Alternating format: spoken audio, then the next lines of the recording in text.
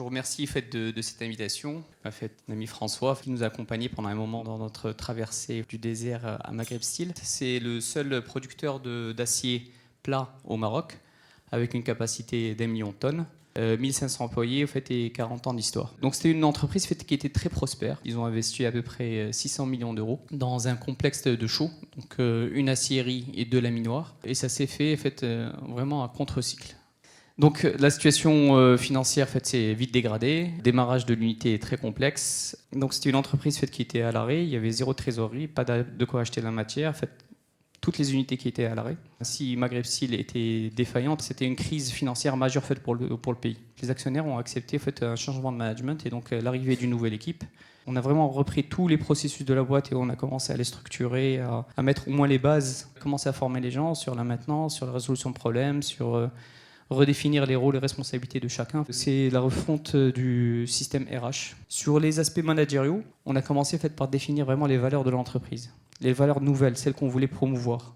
Et ce qui est bien, c'est que c'est ça qui nous a permis de traduire ces valeurs au quotidien dans les processus, les ateliers inspirationnels. Ça, c'était vraiment très important.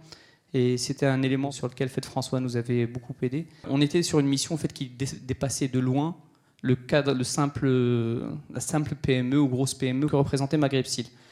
C'était un emblème pour le Maroc, parce qu'aujourd'hui, le Maroc a une vocation industrielle. Tout ça faisait que c'était quelque chose qui de facto nous transcendait. Ce qu'on appelait des ateliers inspirationnels, c'était vraiment comment se transcender à travers une mission qui nous dépassait tous et pour donner encore le maximum de soi. Et en août, on a eu une grève de 24 jours.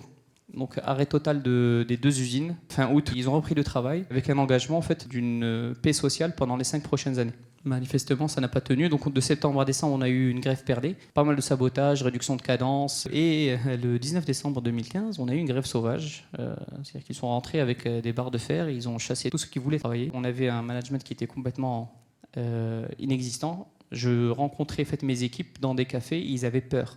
Entre les 2 grèves, on a vraiment travaillé sur la remise de la responsabilité, de l'estime de soi et compagnie. Donc pendant cette période, il y a eu vraiment une reprise en main des responsables. Quand on a eu la 2e grève, on a eu quand même 30% de grévistes qui sont sortis et les unités ont été pilotées par les cadres, par les gens non grévistes. Et l'ambiance aujourd'hui est festive. Et je pèse mes mots.